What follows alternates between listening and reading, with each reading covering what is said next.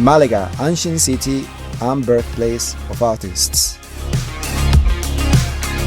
Founded by Phoenicians, it was also Roman and Muslim, a mixture of cultures that can be seen around every corner.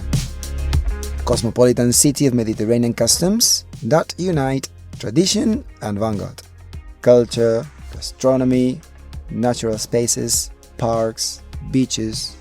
With 37 museums and a wide variety of exhibitions, it is one of the cultural capitals of Europe. Come, this is not to be told.